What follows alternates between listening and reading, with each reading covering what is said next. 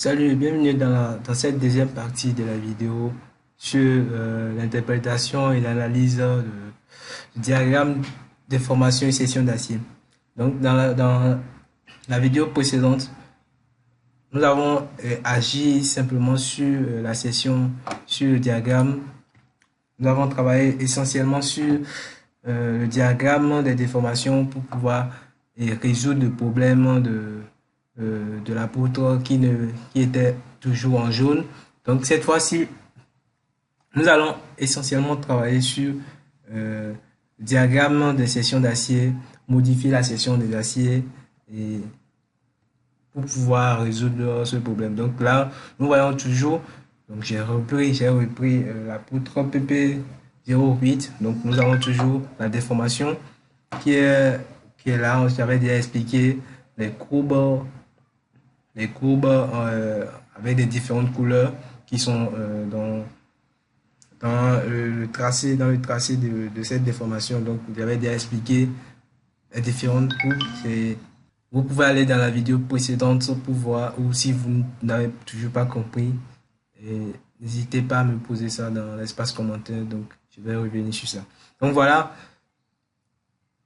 Nous irons sur des formations basculées en session d'acier. Donc voilà, nous avons la session d'acier. Aussi la session d'acier, j'avais déjà expliqué les différentes courbes qui sont là, les couleurs utilisées, à quoi ces couleurs correspondent dans la session réelle, la session théorique et ainsi de suite. Donc j'avais déjà expliqué ça. Donc maintenant, dans cette partie, nous allons essayer de, de jouer sur la session des aciers pour pouvoir résoudre le problème, pour passer la poutre au vert. Donc, là, nous allons remplir les données de base. On vient ici. Ça, c'est normalement, c'est déjà fait préalablement. On va juste modifier quelques trucs. Donc, voilà, là, c'est bon. Pas fil. Ça, c'est bon. Oui, cette fois-ci, nous allons cocher. Dans l'autre vidéo, nous avons fait nombre autour de lit. Donc, on a sélectionné le nombre maximal de lits que nous voulons. Donc, cette fois-ci, nous allons utiliser les tableaux des paramètres. Donc, nous allons utiliser ça ici aussi, pour laisser robot choisir en fonction des paramètres qui sont ici. Donc, voilà. Donc, nous allons laisser ça comme ça. Transversaux, donc là aussi, les paramètres sont déjà établi dans la première vidéo. Donc ici aussi, les conditions d'application des armatures de peau, oui, c'est bon. Donc voilà, on passe à cette partie. Bah, c'est là que je viens de quitter. Donc voilà, ici. Donc voilà, général, enrobage 3 cm, oui, là c'est bon, enrobage 3 cm, comme dans la vidéo précédente. Donc voilà. Donc, on va jouer juste sur la section des aciers pour pouvoir résoudre le problème. Donc, là, les paramètres. Bon, voilà, cette partie, nous ne voulons pas uniquement que des... si vous vous rappelez très bien, dans la première vidéo, j'avais coché les aciers de diamètre 16. Donc, cette fois-ci, je vais décocher les aciers de diamètre 16. On ne veut pas utiliser uniquement des achats 16, donc on va sélectionner une partie de, de ces armatures là, qui seront peut-être en achat, ou bien on veut utiliser, nous avons uniquement que des achats 14, donc là on va faire avec, on suppose que nous n'avons pas les aciers, les achats 6, achats 16 plutôt, donc nous avons uniquement les achats 14 nous avons les achats 14, achats 12, donc on va utiliser ces achats là pour faire le dimensionnement. Donc voilà. Donc on décoche achat 16, il va y arriver. Armature additionnelle, donc on laisse ça comme ça. Ok. Donc on fait le calcul. Voilà, il y a toujours le problème au niveau de la déformation, les sections d'acier, plutôt voilà. Donc si je viens au niveau de la déformation, section d'acier, oui, on a toujours des problèmes au niveau de la section d'acier. Et ici, au niveau de la déformation, on a toujours le problème. Donc, pour réduire un peu la déformation, nous pouvons augmenter la section nous pouvons augmenter la section. On peut aller à 30 fois 110. On peut augmenter. Là, la déformation va un peu diminuer. 30 fois 110, on calcule. Oui, là, la déformation diminue un peu, mais quand même, ça persiste. Voilà. Pour résoudre complètement ce problème, nous allons modifier la section des aciers. Et là, je crois que ça doit partir, ça doit marcher. Donc, nous allons essayer de modifier la section des aciers. Donc, pour ce faire, nous venons au niveau de poutre ferraillage. Donc, voilà, quand nous venons au niveau de poutre ferraillage, nous avons cette partie qui s'ouvre, cette partie qui s'ouvre, et cette partie nous permet en fait de pouvoir sélectionner les aciers qui sont là, de faire la rotation, d'aller comme vous voulez, la rotation comme vous voulez à partir de ceci. Donc, nous voulons la vue avant. Donc, voilà. Et échappe pour quitter le truc qui permet en fait de faire la rotation. Donc échappe va permettre de faire ça. Donc là, nous sélectionnons par exemple l'acier qui est en dessus là, l'acier là. Donc quand vous sélectionnez ça, vous pouvez voir 8 qui est un acier de construction, armature supérieure de construction. Donc l'armature supérieure de construction, nous pouvons changer sa fonction qui serait peut-être là maintenant l'acier de construction ne joue pratiquement rien, c'est juste là pour pouvoir maintenir la poutre, enfin le ferraillage en équilibre, enfin solide, si je peux dire ça. Donc nous pouvons changer la fonction de cette armature-là. Nous pouvons dire que alors nous voulons que ça soit l'armature principale, l'armature principale supérieure. Et nous pouvons aussi modifier. Oui, nous pouvons donc modifier le diamètre de cette armature-là. Donc voilà. Nous voyons que nos erreurs de calcul diminuent un peu. Donc là, nous voyons, on était à 3 erreurs tout à l'heure, 3 erreurs de calcul. Donc on va passer au moment élu. Donc c'est toujours la section d'acier. Donc si on revient là, nous allons voir que la déformation est partie. La déformation est partie. Oui, la déformation c'est parti. Donc on vient au niveau de la section des aciers. Donc la section des aciers, on voit plutôt que il y a toujours des problèmes au niveau de la section des aciers. Donc, on peut voir ici, par exemple, en jaune, plutôt en rouge, nous avons dit que c'est, comment on appelle, nous avons dit dans l'autre vidéo que en rouge, c'est la section des aciers réels qui sont là. Et normalement, la section des aciers, c'est ici en rouge au vin, si je peux dire ça comme ça. En tout cas, en cette couleur, la couleur qui est complètement en haut. Donc, c'est la section des aciers théoriques qui doit être normalement en dessous de la section des aciers réels, normalement.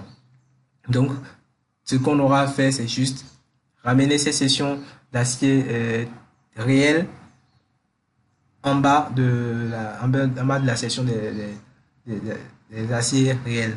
Donc, pour ce faire, on va juste augmenter la section théorique pour avoir la session, pour voir que la session réelle, enfin augmenter la session réelle pour que la session théorique soit en bas de la session des aciers réels. Donc pour ce faire, on revient toujours au niveau on revient à ce niveau, toujours au niveau de poutre ferraillage. Si on revient, nous pouvons sélectionner par exemple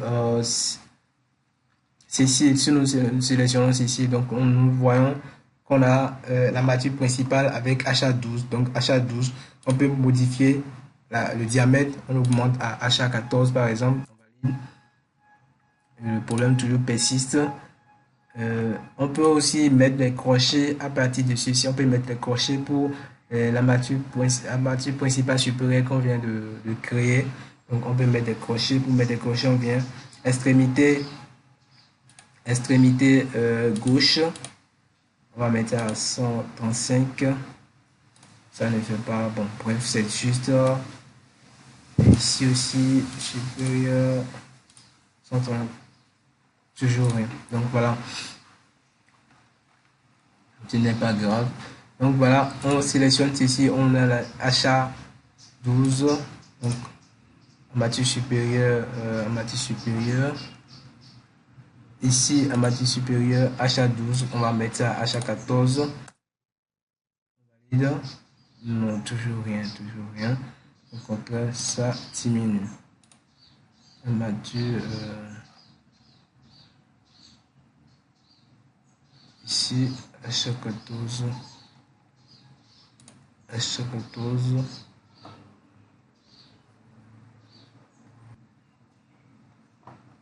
Donc voilà, maintenant pour augmenter par exemple, le nombre de lits, parce que là en temps, si vous vous rappelez très bien dans la première vidéo, nous avons choisi le nombre maximum de nombre de lits qui est égal à 4. Donc là maintenant nous avons 2 lits d'armature qui sont là, 2 lits d'armature.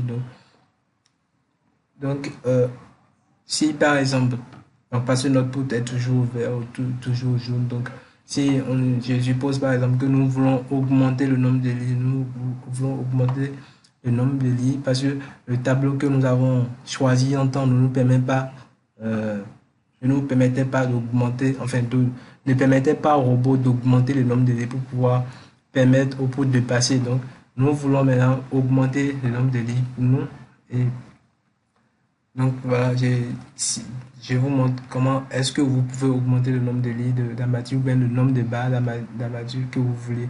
Donc si vous venez au niveau de armature, donc d'abord il faut sélectionner quel type d'armature vous voulez augmenter le nombre. Si c'est, je prends par exemple, je sélectionne par exemple ceci. Donc nous voulons augmenter le nombre de lits en prenant référence aux armatures sélectionnées. Donc, quand je sélectionne les armatures, donc je viens au niveau des armatures. Là, nous voyons modifier, que vous pouvez, si vous voulez modifier, vous pouvez le faire directement ici. Vous pouvez le faire directement ici. Là, il s'agit de modifier peut-être le type d'acier, le diamètre d'acier, enfin le diamètre, la côte ferme.